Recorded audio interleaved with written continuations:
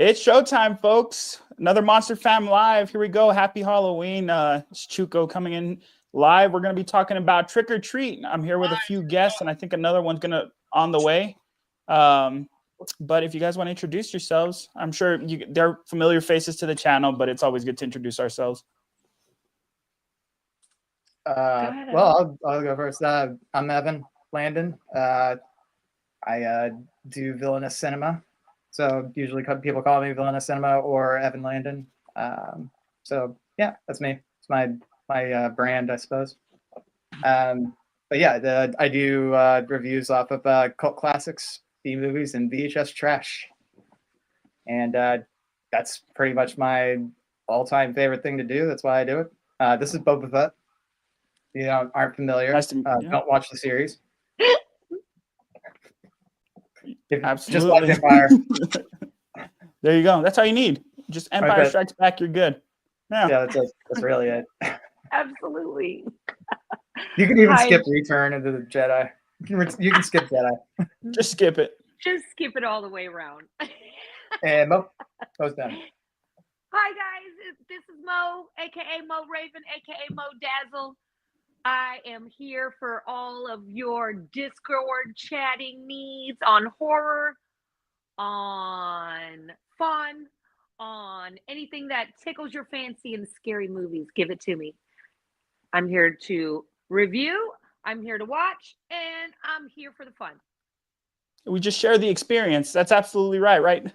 Every time Mo jumps in there, it's all about the experience and the vibes. Vibes, please.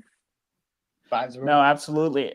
And today we're talking about Trick or Treat. And that's actually one of my personal favorites during the Halloween season. I don't know how you guys feel about it, but as soon as I saw it, my first go around, it was definitely one of those that I'm like, okay, this is just going to be in the, in the rotation as far as Halloween goes. How do you guys feel about that?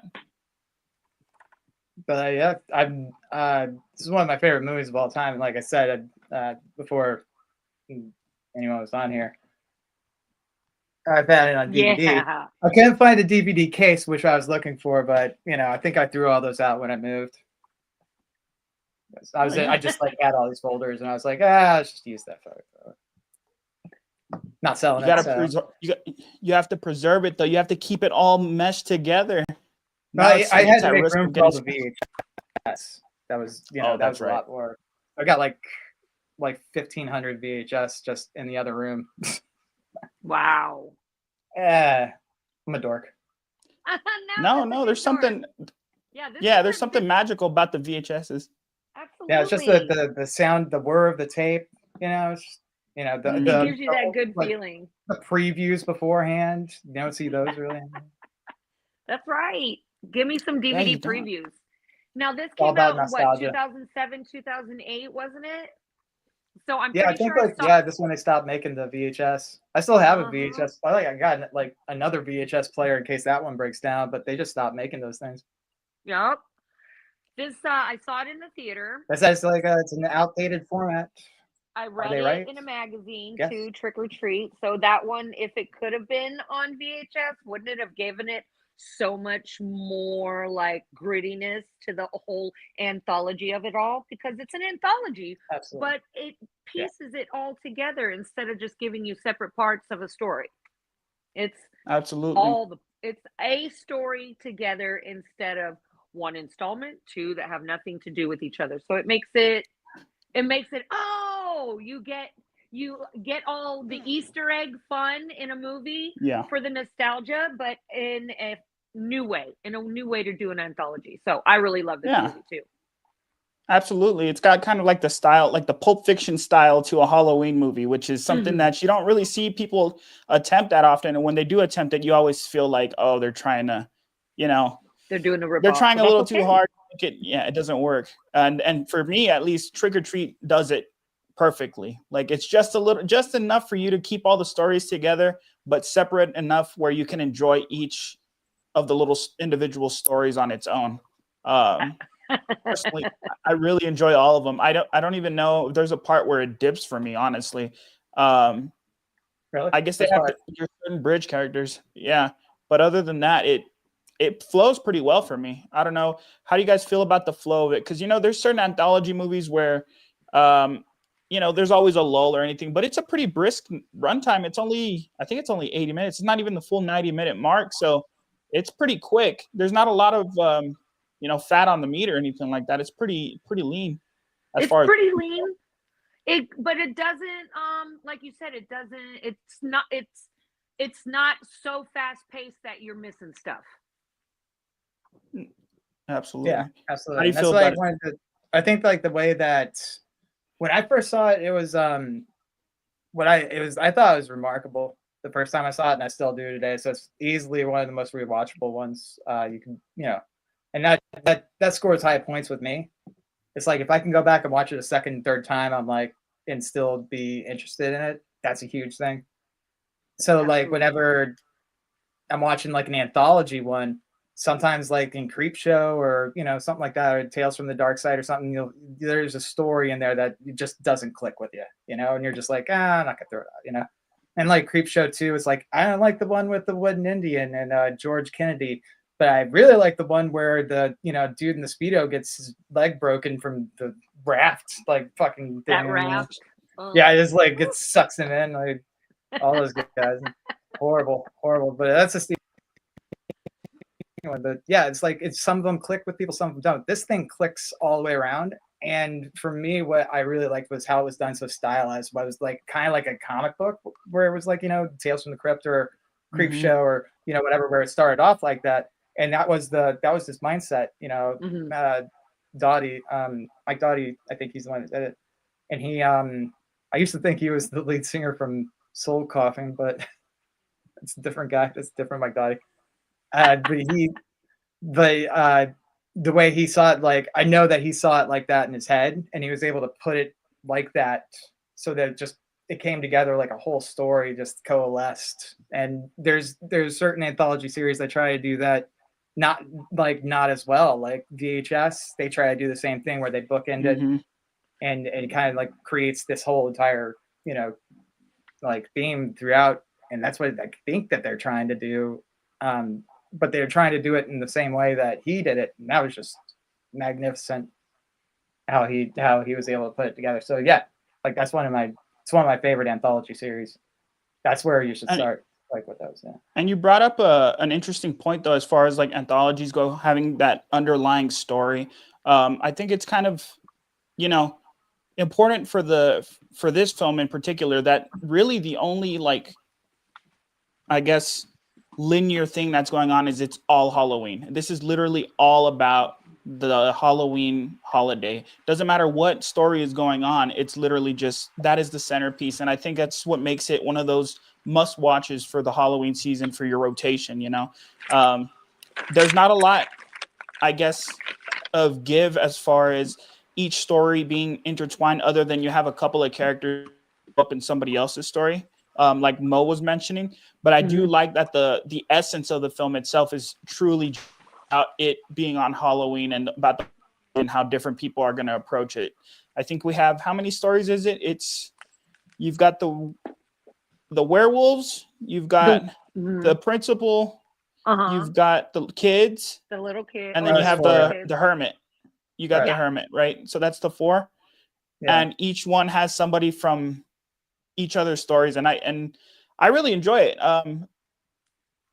There's not much for me to really critique as far as something that I dislike about the movie. Even the cast is really well casted.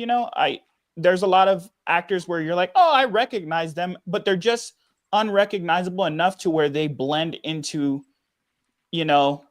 it being their own story and stuff. They're not necessarily that actor or that actress. I think the closest you can get to saying, oh, that's a big name is maybe Brian Cox, right? Maybe him, but Anna everybody Paquin else. Too. Because remember, there you Anna Paquin, during that time, whenever the movie came out, she was the True Blood star. So that was one of the, besides it being a was that the same time or was that after? What? No, it was during.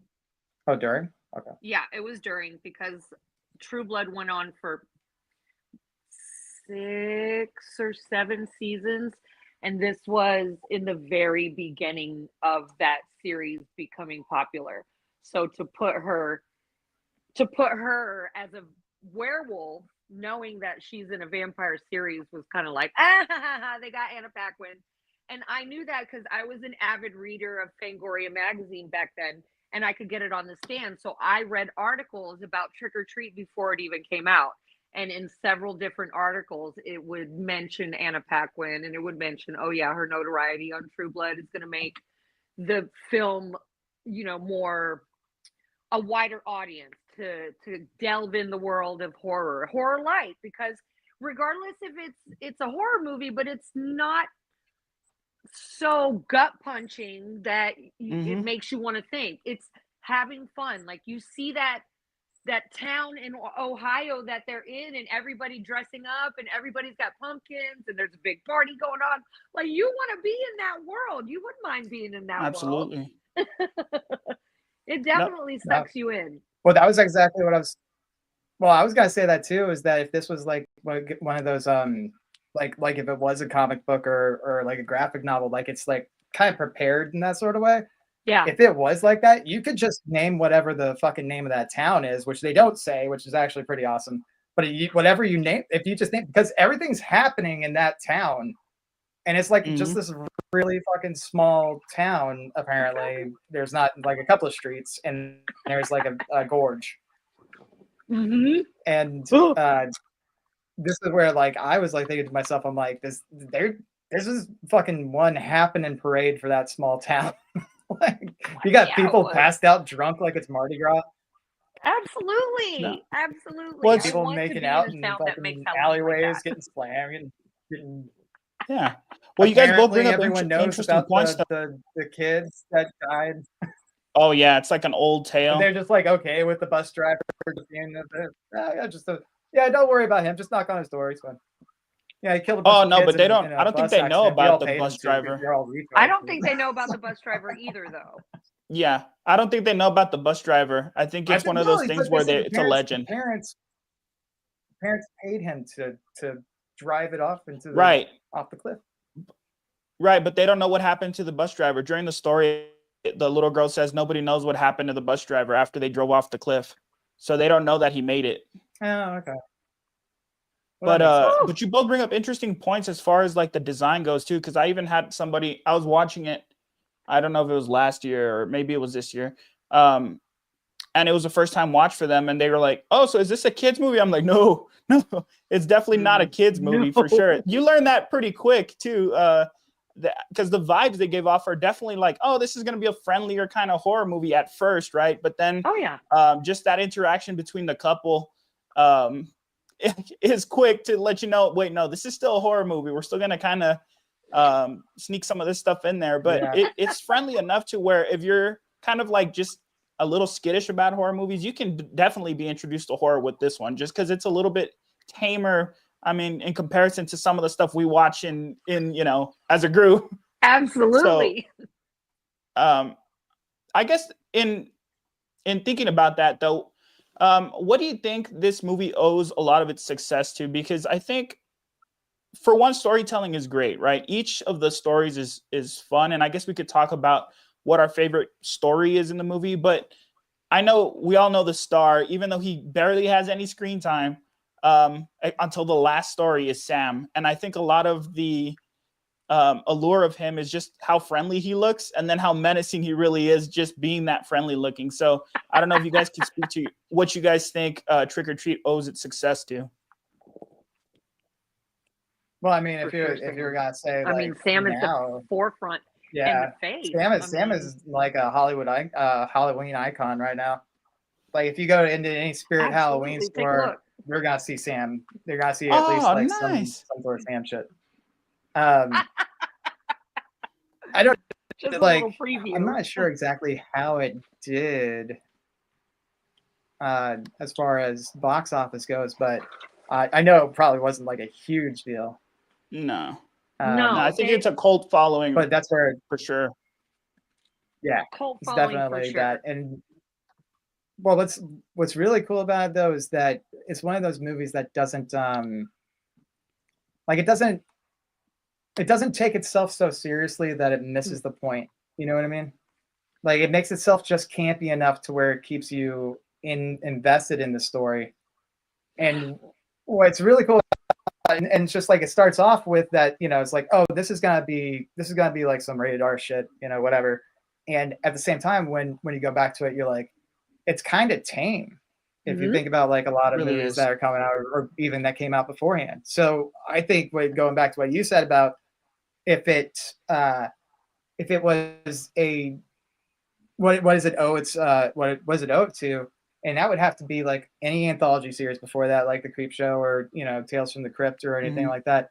Any of them that try to bookend it together, and then that lineage comes off of that, but also with the VHS series where they try to do that, and also there's an American Horror Story. That's another anthology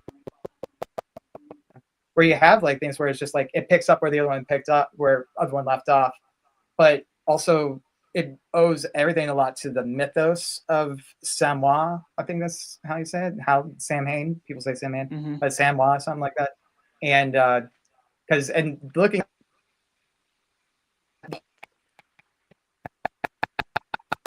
Uh-oh. Hang on, Evan, you're cutting out. From Evan, the Celts and the Druids and shit. Very interesting. How we even got jack-o'-lanterns, an Irish fable. Oh, there how you go like again. that it was a lot to that because it does say that from the beginning. It's like it has all the rules that Sam holds into the thing. Mo hates the rules. Fuck the rules. No, Sam, fuck the rules. Fuck the rules, man. You're supposed to have fun on Halloween. Nope, not for me, man. You tell me what to do. So destroying pumpkins and blowing Yeah, out tell me what candles to do. is a fun thing to do. I don't know, Mo. Really, we're gonna it's smash the pumpkins and blow out the candles. I don't know. That's fun, Mo. Sam is gonna be watching. Sam is gonna be watching. That's all I'm gonna say, Mo. I also want to take a minute just to say hi to Kaylee. And she just said that she watched 28 years later, and I guess she said holy crap. So I don't know if that's good holy crap or bad holy crap, but nonetheless, 28 years later, it was all right. No, but all that's to say, going back to Sam though, he's gonna be watching, Mo. I know you want to be out there smashing pumpkins and blowing out candles, but for your own safety, I want you to just follow whatever the rule is. Fine. There is a part there is a part in this, and it's when all the kids, which kind of is the only disjointed part, the kids go into the gorge because they don't really have a whole lot to do with everybody else, but they do.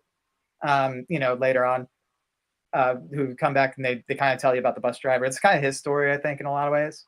But what happens to him, he kind of ties everything together too. That's why Brian Cox does a magnificent job. And that fucking everything Brian Cox does. He was in Braveheart. Hell yeah, dude. Like, he was like the head guy in Braveheart. Timeless. But he that whole part where they're going from house to house or whatever, taking pumpkins, and they get to the idiot savant girl. Forget what her name was in there. Rhonda? Yeah, no. What was Rhonda? So she's like an idiot savant, so they're like, pulling the tricks on her, but they have to get like a certain amount of pumpkins that are lit, jack-o'-lanterns that are lit, to take as homage to the kids that died on the bus, which I thought was really sweet. I think that's really sweet that they were doing that. What they were doing it for, to fuck with a girl that's a little slow, is a little it's a little off there, but take what you can get. The light only shines so far. But they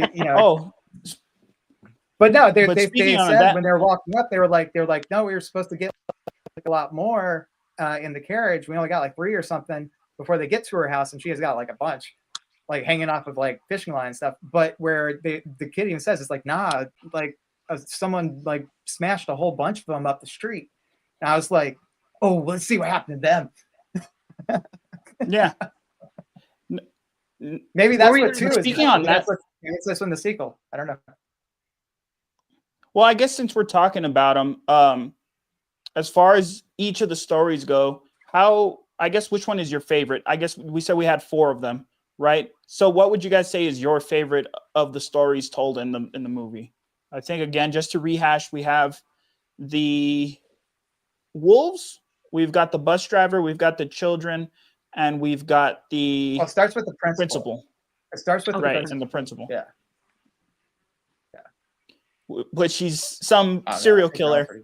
Apparently, he's just some serial killer. He's horrible. He really is. He's probably like the most evil of all the characters. Yeah, because he's out there like pretending to be a vampire. And he's killing Which kids. was a cool reveal. I thought that was a really cool reveal. About the first time you watch it's definitely a good reveal. was awesome in this. And actually, I did see him yesterday in I saw him in Along Came a Spider. He was like this dickhead FBI agent or something like that. Yeah, it's been a while. I saw him immediately. I'm like, it's dude from Trick or Treat. Mm-hmm. Seen a whole lot now. But yeah, no, I can't say which one is my favorite. I know which one. It might be the Gorge one, but that's also what happens with the bus driver. But I know which one I don't like as much, and that's the one with the stripper werewolves. Yeah, I mean, it's very, like I said, it's very visual. Like, I like watching it, but it's fucking dumb. These girls, like, you don't. I can see why like, they do people's favorite stuff. It looks cool. The werewolf, the werewolf party looks cool. I love the Gorge. I love the Gorge. The Gorge. I love when old girl Rhonda, when she gets her just desserts and she's going up and she's not gonna get it, not gonna open it, guys. Sorry, sucks to suck.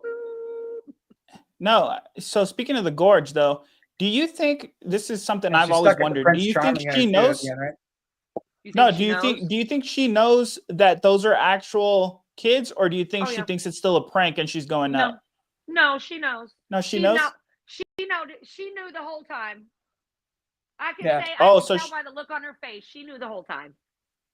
Yeah, because she even like has a face to face with Sam, and Sam just kind of looks at her like, "Oh, okay, yeah, you didn't do anything wrong." He's like, "Oh, you just following the rules.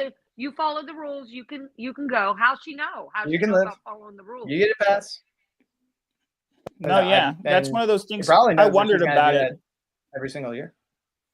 So, what'd you say, Evan? No, he probably knows that she's gonna do that every single year too. Like she follows suit. Like she's just gonna be like perfectly cool. She's gonna be chill. It's like, hey, you're my girl. Oh my God! And if they did do that in the sequel, it'd be like her being like his disciple or something like that. That'd be cool. I'm sure that actress isn't doing shit right now. She'd love being the sequel. Poor baby. No. I don't know, because Sam, so that's the thing. So let's talk about Sam a little bit, because he doesn't seem like an evil entity or anything. He simply seems like a watcher to me. So when you said like mischievous, yeah, a little mischievous, yeah.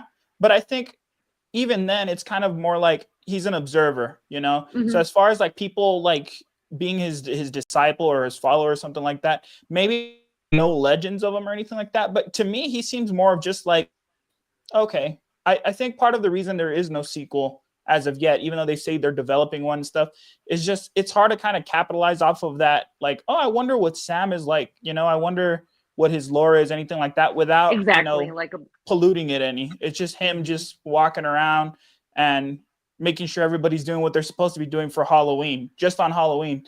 And I don't know. What do you guys think of Sam? Is there more lore to Sam? Because I know you said you read a comic strip, or I think I'd seen something that there is a comic strip about him, but I haven't really looked into it too much. Yeah, there is some lore of it, but I think from what I understand, and I gotta go back and look at it on here, but what I guess from what he was going for when Mike Dottie wrote it, like he was going for something that had to do with the whole entire, like I say, in the history of Halloween and how it came from like the Celtic and Druids, you know, and then going back to all that beforehand and before it was repurposed by the Roman Catholic Church, which is what they did with Christmas too. Like trying to get back to that whole part where like that's that time of the year, the All Hallows Eve, is where the veil between our world and the world of the dead is at its thinnest. Yep. Right. So maybe this town that they're in is in like some vortex really close there, but I mean that'd be awesome. But they don't really go into that, so your mind's allowed to think whatever it is. You know, it's just like it's just vague enough where you're like, okay, I can take something away from this and be interested in it too, and not be like feel like I'm being lectured, you know. But that's like, yeah, I think that like what he was trying to do was trying to put that more into what you think about with Halloween and the lore of Halloween in itself too, and how much people respected it and how much they believed in all that shit.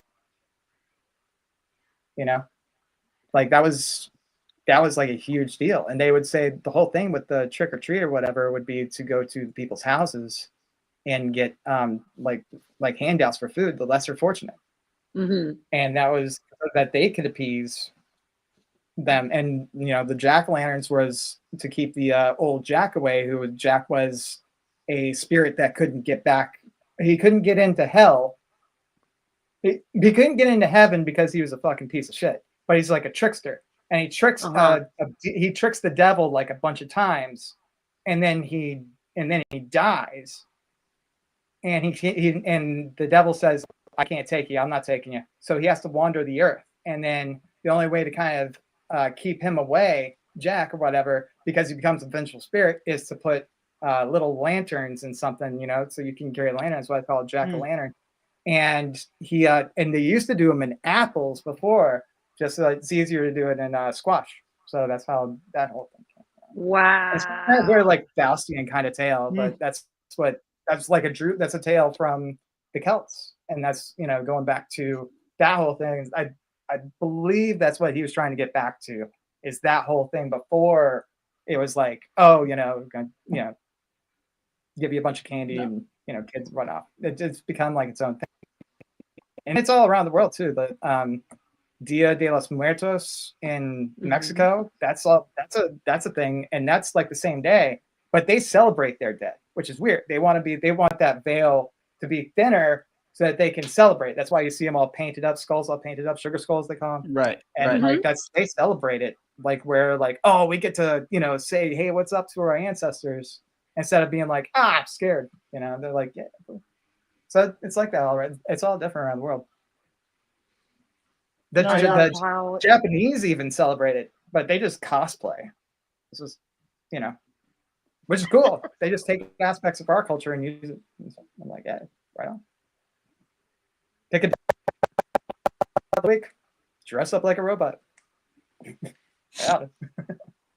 I would want Sam to either, like, I would want to know if he is Sam Hain and he's just out doing what he does to honor Halloween and All Hallows Eve, or is he a kid that died and that's what happened? That's what he turned into. Or like you're saying, is he Jack? Is he Jack, but in Trick or Treat, he's Sam? Is he that? Because if you aren't following the rules, Jack will punish you. Yeah. So maybe that is what it is. Maybe we saw it. All I gotta say, yeah, maybe we did. Maybe we know the lore before the lore is even out there. We pieced it together through Discord and through the Monster Fam. We've already gotten all the puzzle pieces and we've just put it together. So now we know who Sam is. Perfect.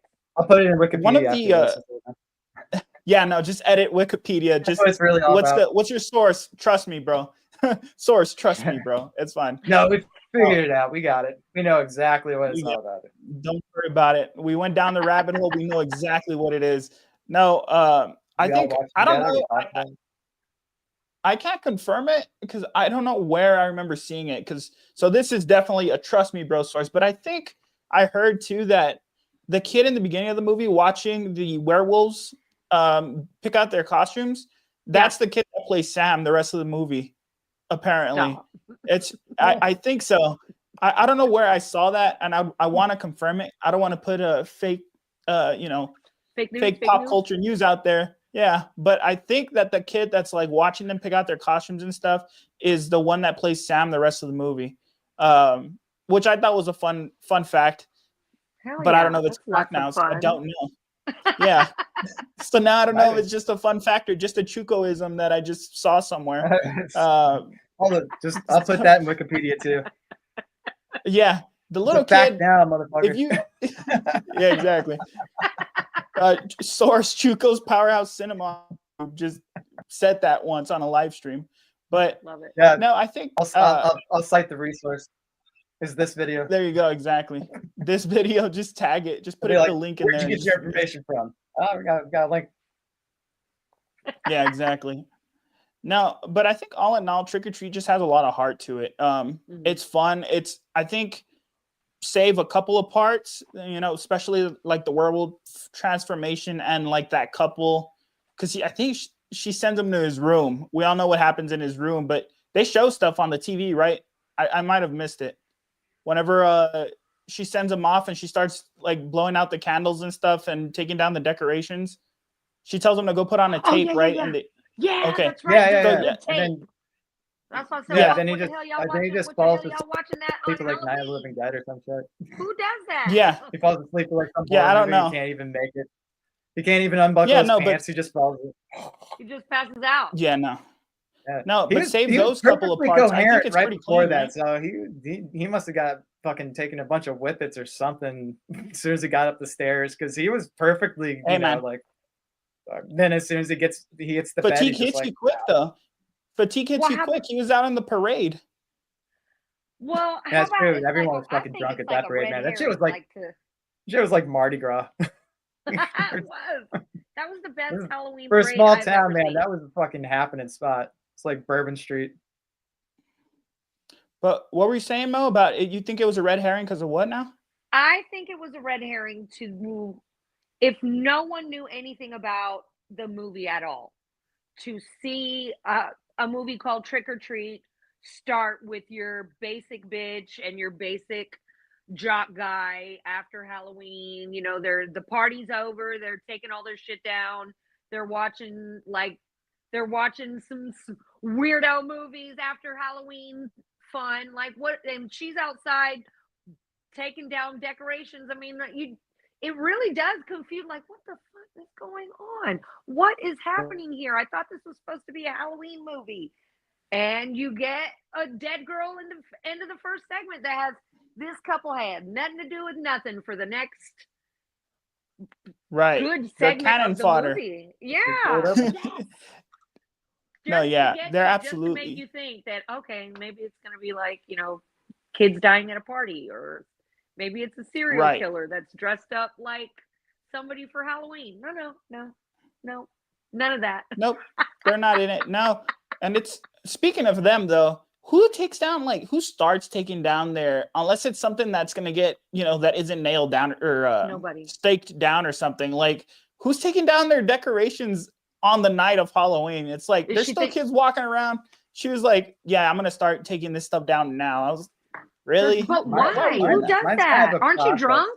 Didn't you just come from a party somewhere? A party, a parade. They were at the parade.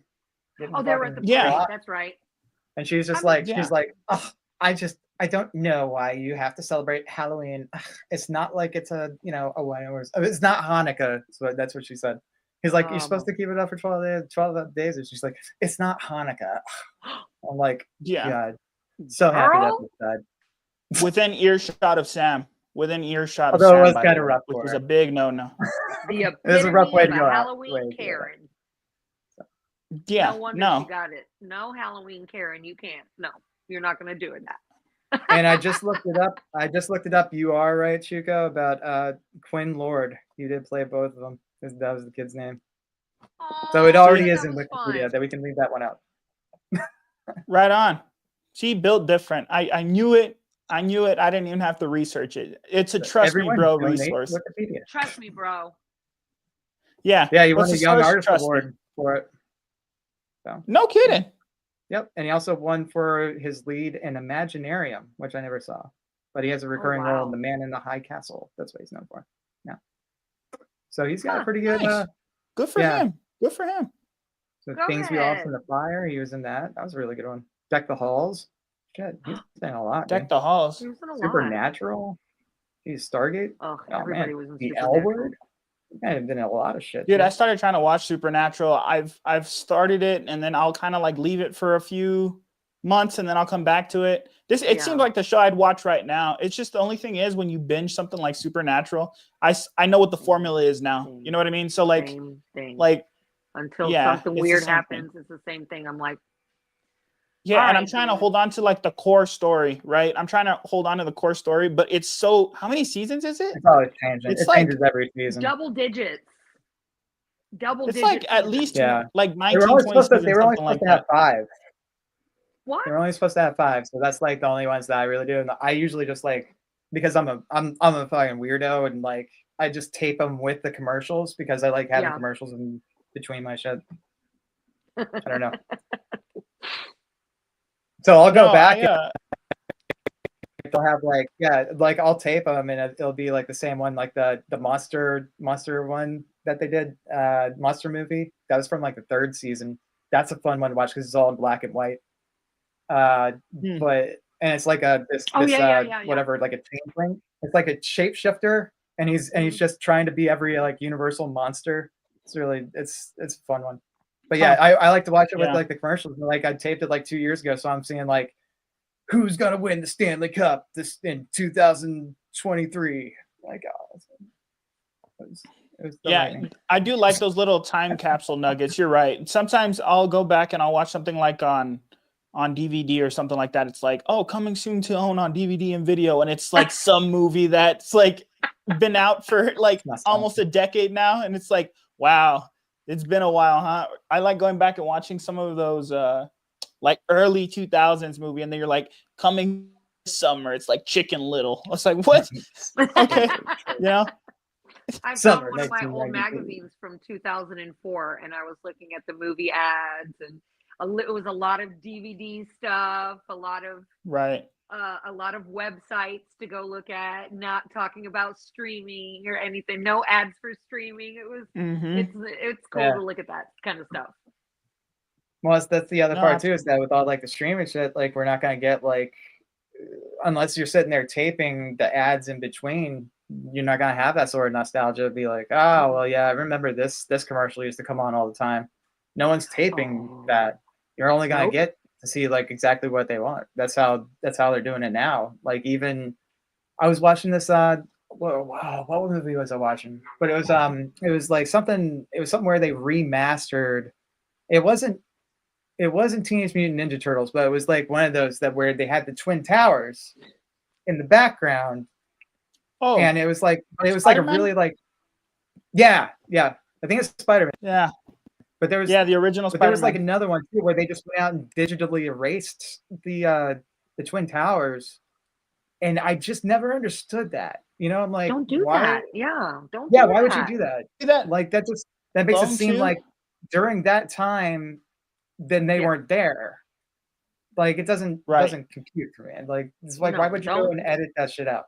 Like, don't alter the movie and take that's what. So like, if you get something on VHS too, you know, like, say for instance, you want to get I Spit on Your Grave or whatever, or even how I have like I have a physical copy of Trick or Treat, and say for instance, like Disney gets a hold of it or something, and they don't like the werewolf strip scene or whatever, and so they cut that entire part out. You know, now the movie's like maybe 100 minutes long, but or whatever. Yeah. Now it's a Netflix episode. It's like 80 minutes already, but like but it's like they want to cut it out, and you're sitting there saying to yourself like, it's like this isn't some sort of like weird like what's the thing called? No, what they're doing it though, because I remember watching something on streaming. I remember that. Was it? Yeah, I remember that was in this movie, and I remember watching something and they cut it out completely, or they'll kind of be they'll either shorten it, or I've noticed they've cleaned up language of earlier movies. I forgot where I was watching something streamed, but it was like one of those, you know, those raunchy comedy movies from like the early 2000s. You remember how they had like that one, like it's like 5-year span where it was just like comedies like that. Yeah, stuff like that. Stuff like that. And they I was watching it, and I see the audio cut out. At first I thought it was my TV, and I'm watching their lips move, and it was flowing fine and everything. I was like, that was weird. So I rewind it to see if it'll, and no. And I've noticed throughout the movie they start cutting out language because I guess they're using terms that would be deemed offensive today, right? Which they were probably offensive back then as well. But what I'm getting at is they're cutting out language, from the original, from the movie, that was what, for a modern audience. Yep. Yeah, that was what they were saying too about with when I think when in our Monster Fam whatever on the Discord we were watching Joe Bob on AMC, so it was like really like tame Joe Bob, you know what I mean? So like all the other things that was in there, so like with the tame Joe Bob or whatever, like there's no cussing, there's no nudity, there's none of the fun stuff in there because it's on AMC. But there's this one part in Jason versus Freddy that I wasn't sure if they were going to do or not, and that's the part where Kelly Rowland, Destiny's other child, she goes like, she calls Freddy she calls Jason a fag or something like that, like straight up like calls him a fag or whatever. And I was like, some fag just wandering around like oh no, it's a Freddy. She called him like he's not going around scaring people like some sort of fag or whatever. I was like, dude, I want to see her say that on national TV. They didn't. Fucking pussies. They didn't. She didn't. Yeah. Yeah. But that's that. I mean, back then you could get away with it. Censorship. Yeah. Back then you can get away with it. Now you can't. But that's one of those things that you don't own the physical copy of it. They can just never scream it without it and be like, that never happened. That was never there. No, but it's just like one of those things where, they definitely do cut around certain things. I don't even think it was that. I think, and you could say what you want, right? But I do know they cut something. What did they cut out on Disney Plus? They cut some, or well, even like small things, right? I think they were talking about how Lilo and Stitch, if you have the physical copy of the animated Lilo and Stitch, I think Lilo hides in like a dryer in the original one whenever her sister's chasing her around. And then if you watch it on Disney Plus now, she jumps into like a hamper or something like that. Or it's it's like some different. So kids don't get in the dryer?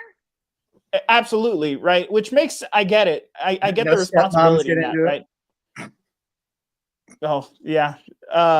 No stepmoms accidentally get lodged in one. Yeah, I don't know. These kids these days, they see it on that screen. They're gonna try it. It's just that's the way fair the enough. world is. Yup. They see it on the screen. Let's see if they're gonna try and say it. You can't be opening no dryer. Yeah, no, they can't. That's fair. That's responsible. But I guess circling it back to Trick or Treat and speaking about it, because this is our Monster Fam Halloween. What's y'all's favorite thing to do on Halloween? Do you guys have anything you guys traditionally do? Do you hand out candies? Do you guys kind of walk around, look at the decorations? Do you guys have anything in particular you guys like to do? Yeah, I said earlier that before we turned on the stream, I was like, I've been putting up Halloween decorations. I would have put them up last month, to be honest with you, but yeah. So I'm gonna take a couple of pictures of them if you guys want to take a look at it. They'll be on at Evan Landon. That's my name. So if you want to call me Evan Landon, so I'm an easy person to find on X, Twitter, look up at Evan Landon. That's me. And so I'll have some pictures of what I've got out front. So if you guys want to take a look at it after this. Right on. Hell yeah. I can't take the computer out there and show you right now. I am a big fan of cosplaying, of dressing up, of making traditional Halloween costumes my own. So I always go with a theme. Last year I was Art the Clown. The year before that I was a werewolf. The year before that I was Pennywise. And I get the store-bought costume, or I order pieces that resemble and just make it my own. So this year I'm going to be a purge participant. So my entire costume is going to be a little 50s Halloween party dress, but purge-fied. It's wonderful. It's going to be great. And I will also be taking pictures right here. You'll be able to see them in the Monster Fam Live Discord, wherever we put our Halloween pics, and I'll show you guys what's up. Also a very big fan of getting Halloween inspired nails. This is this hand. Oh, nice. This is this hand. As you can see, we're going for a retro Halloween vibe. I just love it. I decorate my house. I have just little jewelry pieces that I will add since I'm working all the time. I am working on Halloween. I get to dress up for Halloween at work, within reason of a family restaurant, but I do get to put my own little Halloween spin on it. Makes me happy. I miss working in restaurants. It's always fun. Yeah, haunted houses too. I'm going to be going to a couple of haunted houses tonight, so I'm excited about that. Yeah. Scare me. Actually, give me what I want. Well, first I want to say hi to Tennis Reaper. Tennis Reaper, how you doing? We're doing good. We're good. But I've never really been into haunted houses. I think I finally went to one for the first time ever last year. It was like an outdoor styled haunted house. Yeah. It was fun. It was a good time. Do you remember what it was kind of silly at some point? It was like a Texas. What was it? Texas horror maze or something like that. It was it was like an outdoor kind of scarecrow desert vibe, Yeah. And what was that? It was. Did it get you? No. Did it scare you? Well, that's the fun part. Is the anticipation to go in was a little bit more scared because everybody, some people are a little bit more scared than others are. So seeing other people be kind of like on edge and stuff, that puts you on edge. You're seeing everybody, you're like, what's going on? Whatever. But once we got in there, it was like, okay, this is spooky. But there was a couple of times where I went the wrong way because it was a maze, And did they tell you to go the right way? Yeah, and see, that's what it took me out of it because I would like go by. I was like, okay, I think I could go through here, and I'd move like a curtain, and they're like, wrong way, and I was like, okay, and then I close it and just go the right way. So it kind of took me out of it, And it was like one of those things. You gotta say it to you like spooky, be like, wrong way. Yeah, exactly. So they're all menacing with their weapons and stuff, and I'm like, oh, that looks cool. And then I move, and then take my glasses off, and then it's backstage is off limits. Well, yeah, exactly. Don't go this way, go that way. It's like the scary guy with his chainsaw. You gotta go that way, man. I have been in one of those haunted mazes before. It still gets me, but no. Like they got Terrifier at the Halloween Horror Nights this year. I want to go because I saw that. I used to live in Orlando. All of my friends. I actually worked at the Hard Rock, which was we could go into Universal anytime we wanted. So except for Halloween Horror Nights. But. Come here. What are you doing? Yeah, this year there's a Terrifier one, so that shit's gonna be raucous. Yeah, probably gonna be like 18 and up can only go in there. They absolutely loved it. Yeah.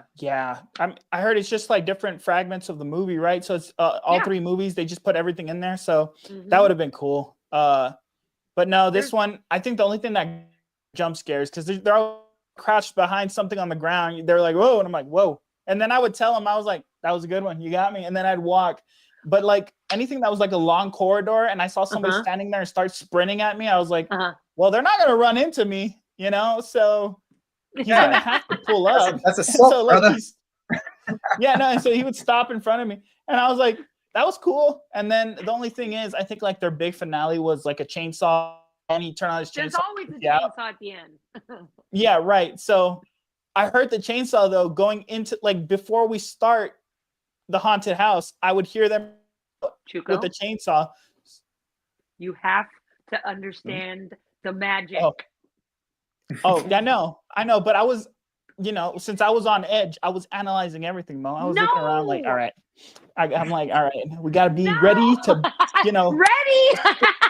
I'm so desensitized. Touch me. Yeah, so I was like, I got to the end, opened up, and I'm like, this isn't the end. I know there's a chainsaw. There's a chainsaw. Yeah, no, I'm like, come on. Give it to me. And then the chainsaw starts. I'll sign the waiver. No. Yeah, no. Those are the kind of haunted houses I'm not here for. I don't need to sign a piece of paper to go inside of a haunted house. No. Yeah, you don't need to sign a piece of paper to go deck a person that's jumping out at you. No. And you do that after. I would never do that. It's just one of those things where I'm like, okay, all right, I got to escape. I can survive this. I'm like, I would survive a Kramer trap, a John Kramer trap. I'd be all right. It depends on what it is, right? No, I like I said, I really use my imagination, and if the haunted house is good enough to where I can't see the cracks and it gets me, oh my God, wonderful. But with the less expensive haunted houses that are in, like your local haunted house, if there are cracks, I try to look past them. And go, that's fair. Oh no. No, but the thing with me is I'm trying to compliment them too. So like if they get me, I'm like, nice job. I'm looking past their costume. I'm looking past their costume though. They're trying to be scary, and I'm like, that was good. Good job. Good. And then I'll you look really good. Just walk past them. Like give them a fist bump. Ruin it for the next person behind you. Oh God. Yeah. No. Dap them up. Just chainsaw guy. What's up, man? That was good. They're like, well, that seems like a good guy right there. You can turn around and say, Chugo, you can turn around and say, trust me, bro. Trust me. No, I go back and be like, you're not gonna believe this next part, and just keep walking. Just go walk backwards out. Yeah. Hold on. Just stand right here. Stand right here. Here. This is where you're gonna get scared the most. Every single actor that's in the haunted house is trying to follow you, being like, wait, no, come back, no, come back this way, and and more people come in, they're like, oh, shit. Threw me off. No, and then I'm telling people where not to go. It's like, no, they already told me. Yeah, they already told me that's the wrong way. You gotta go that way. You guiding people through the maze. Don't go that way. I'm trying to spoil it for you. I'm trying. Come on. Be immersed. Be here. Yeah. The next one, this is a group one there's a little tiny baby skeleton jumps out of a coffin. It's nuts. It's all right, cool. A little later. Hey, happy Halloween, guys. Go just walk off. Go to the next one. No. Next awesome. One. We have a local mall here that has since closed down. So half the mall is a set of haunted houses that they have been building on for the past 5 years. So in the beginning, it was definitely one of those haunted houses where you're like, oh, hold on, no, don't look at that. Don't look at that crack right there. I'm like, oh, look how sweet. Look, she's about to scare us. Shh, pretend you didn't see her. Yeah. To now, 5 years later, to where they have 3 or 4 completely different haunts in their haunted house, in their collection of haunted houses. That was the name of the movie. So I'm really excited. And these are that was the name of the movie. Haunts. I did a review on that one. Oh, that's the one where it's like a real live haunted house, and it's just a bunch of crazy ass cult people killing you. Yeah. And there's a dude showing you real dead people. Yeah. I did a review. There's one called Hell House, isn't there? Where it's like a haunted house. I think that is one house. Yeah, and I need to go watch that. Yeah, it's a good one. It's one of the better Blumhouses. I need to rewatch that because I was near the director of Hell House, and I hadn't seen it yet, so I couldn't really go and speak to him or anything. But it was like one of those movies I knew I put it kind of like a little red flag in my brain, said, oh, I should have seen this, so I could have talked to him a little bit about it. But yeah. But while on the topic of horror movies, sorry, go ahead, Mo. No, you go ahead. No. I was gonna say, Dennis Reapers. Yeah, no. He's asking what each of our favorite horror movie is. I guess we could start with Evan, Mo, and then I'll go last because that's the safe place. John Carpenter's remake of The Thing from 1981. What'd you say? I think that's the greatest movie ever made. Period. Horror movie. Or not. Oh, horror or not? Just John Carpenter's remake of The Thing. I just think The Thing is the greatest movie ever made. Okay. My favorite is The People Under the Stairs. The People Under the Stairs. It's a Wes Craven movie. Oh, yes. Yeah. We got the GIMP. Yeah. The GIMP that's keeping all these people under the stairs. Yes. So it's a sister and a brother. But everybody in the neighborhood thinks that they're married, they're husband and wife. And because they live in a nice People just don't neighborhood, come but up with this on their own. they own a subsidized community. So Right. the house gets robbed. There's a kid and two dudes. Two dudes get it bit One of them's being Rames. and the kid has to save the day. So not The only kid is was it a in house of horrors. the kid was in Moonraker. No, not Moonraker. What was the Michael Jackson one? Moonwalker? Moonwalker. Yeah. Yeah, he was the kid from Moonwalker. He was the young Michael Jackson in that. Brandon he was He was also in Mighty Ducks. I know that. Oh my god, he's such a good actor. I don't know what he's doing now. What about you? It'd be cool if we could interview him. You're gonna have to watch it if you don't know it. I don't know. It's kind of hard because if I answer, it's gonna be like, oh, that's so basic, you know. It's basic, No, but really, it's not. It's your favorite. No, well, like I don't think any of us are basic. I think, well, Frank told me last time I was basic, just picking what was it, Halloween for Halloween. No, I know, but I do have to say, I think what got me into horror is Halloween. It just is. I just like that Michael Myers. Depending on which timeline you go down, right? But Michael Myers is just a dude, you know. That's the thing is like, yeah. So if you go down that way, he's a little bit more supernatural. But I do like the fact that all these pretty much other than like Leatherface, right? But everybody else is pretty much like they've got some kind of supernatural ability that makes them unstoppable. I just like to think that Michael is just a guy and they're shooting him, they're stabbing him, they're burning him, and he's just shaking it off out of sheer will, you know? he's just a guy. Yeah, because he's that evil. It's kind of like when they were doing the commercials for was it Halloween Kills? I think it was Halloween Kills. It was like every time he kills somebody, he transcends and he's getting stronger every time he kills somebody. Yeah, I thought that was crazy. I'm like, okay, so this guy's just evil. So every time he gets somebody, he's getting stronger. Yeah. And in Halloween Ends, whenever he's all like, you know, weak and stuff, it's because he hasn't killed anybody. He's just been sitting in the sewer. So I've always had a Halloween Kills is which one? No, Halloween Kills is the one where they Anthony Michael Hall is playing Tommy, not Tommy Doyle. Forget what he's Tommy, the other one. Yeah, and I guess they kill him off. I just don't know. Yeah, they kill him at the end. I thought it was Friday the 13th. Tommy Doyle. One of them's Tommy Jarvis. Yeah, no, Friday the 13th is Tommy Jarvis. He's Tommy Doyle. So they bring him back just to kill him off, and that's just dumb. I hate it when they do that shit, like killing off legacy characters like that. You know, like I think they killed. He carries the movie pretty much. He's like in Halloween Kills, he's the guy that's like trying to lead like this revolt against Michael. So I mean, he arc the whole movie where he's like, oh, we're not gonna let him get us, and then at the end they trap him and they don't get him. So it's like the whole. Every time I watch that movie, they're like, "Evil dies tonight." I'm like, I don't know, man. No, I don't know about it. Yeah, that's the tagline. That's on the poster, I guess. If it's not, then it should be. I will say but that was the thing with that one was it was like almost like, okay, so you guys are talking about a serial killer from like 30 years ago, 78 years ago. Yeah, it was 78.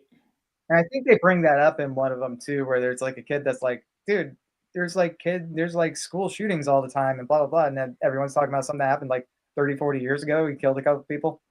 Yeah, it's like that happens like all the time. Like if you erase like all the other timelines, they do that. And I think it's Halloween 2018. They have that conversation where it's like, well, by today's standards, he really only killed what was it, like 4 people on Halloween in 1978. Mm-hmm. Like they say that the teenagers do, and then naturally they get killed off. So that's what they get for their blasphemy. He's not just a guy. I'm always upset when people don't get killed in horror movies.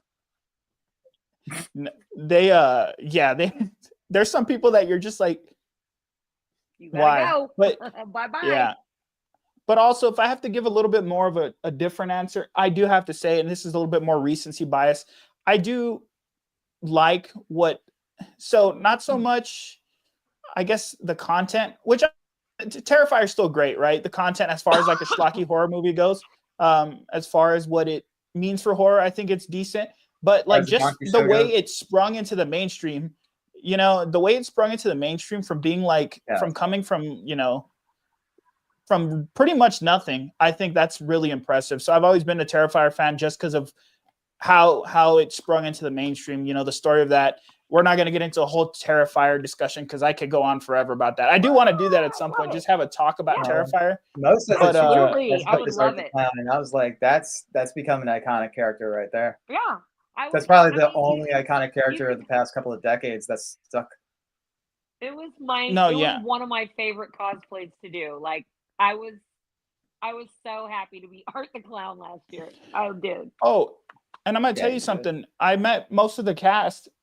Did you? And I did, and I'll tell you something. They were all very down to earth, like every single one of them. I think even Vicky, she was like super nice. You know, she was like, we understand. Like, we didn't really think anybody was gonna watch this. You know, like they all say the same thing. They're like, we worked on this movie. We haven't been on a set since like, I know. They were saying like we haven't been on a set since we got killed off, but you know, we honestly thought nobody's going to watch this movie, and just to see where it's come from to where it's gone, it's exciting, you know. So, but that's a stream for another day, because I'm definitely can go on about Terrifier. I love what it means for movies, you know, for independent cinema. We could easily talk about one of the more interesting, actually my favorite of the Terrifier series, and that's actually a Christmas movie, the third one. If you want to do that, we could do one of these for that. Oh, I'm game for that. There's always that's a Christmas movie. It is, and you know, I talked to like I said, when I was talking to some of the cast, I said there's a lot more in that third movie than just like surface level stuff. Like if you watch it and you look at the corners and the you know, they sneak a lot of stuff in there. Damien Leone, he's a writer, man. He's putting stuff in there that if you look for it, you're gonna see it. It's funny as shit too. Yeah, it's so funny to follow on Twitter. Oh, I don't have Twitter, so I don't follow him on it. I have him on Instagram and stuff, but yeah, no. So it's Damien Leone. Yeah, I'm gonna have to hop on it. I've debated hopping onto X, but it's one of those things where I've heard so many things about being on X that I'm just like, I don't know. I kind of like my peace of mind, you know. I just like quiet, yeah. You know, even Instagram There's a lot of people sometimes that is love like Instagram and TikTok. It's just, you know, whatever is your thing. Yeah, my TikTok's know, a like, waste, Facebook man. is for old people. So, like, nah. No, I'm on Instagram. I went to high school with back in '93. Yeah, exactly. But I've debated jumping on X just for the YouTube channel, at least, just have Chuco's Powerhouse out there on the X. But I don't know. A lot. It can be a lot sometimes. Well, I could just easily throw in my sign off for that too. It's like, if you guys ever want to check me out, just Villainous Cinema. It's right here in the and on Facebook, villainouscinema.com, Spotify, iTunes. We usually do those. We can't get them back. We with my mom. Those were like a couple of years ago.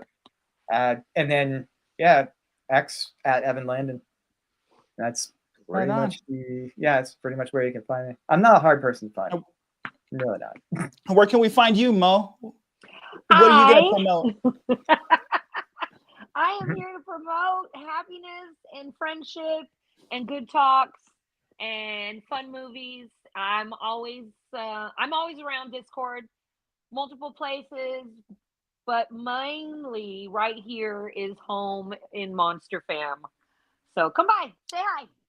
Absolutely. And me, guys, you know, stay tuned. I have a lot more horror stuff coming out soon. We're still doing movie reviews. It's been kind of lackluster. I've been telling people, they're like, why haven't you been reviewing anything? I'm like, you know, there's only so many 2s and 3s that I could give, man. There's only they're gonna be like, Chuco, you're such a, you know, stick in the mud, man. You're going to watch every movie and it's a 3 and it's a 2. And I'm like, well, sorry. You know, there's a 5. I'll give. I try to do. I've got a review of Anything for Jackson coming out probably tonight. So that'll be. I'll post that up for everybody. and anytime that I put anything out, I try to put it out on Reddit and stuff, but you can find me on Letterboxd too. So all of my ratings and all of my reviews are right there on Letterboxd.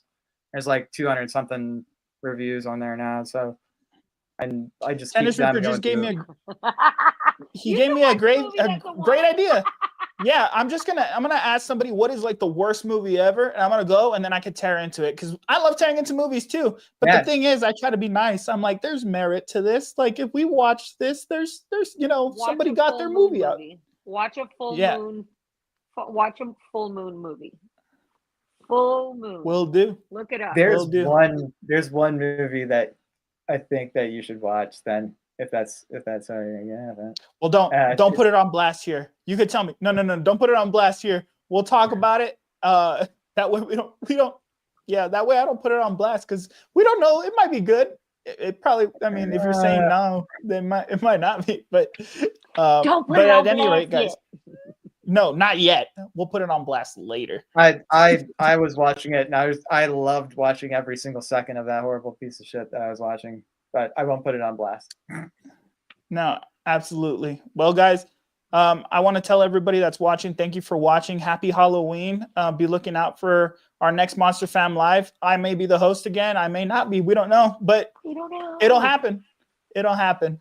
But thank you guys so much for jumping on the stream. It's always fun having you guys on. Anytime, every time. Bye, everyone. Happy Halloween. Right on, guys.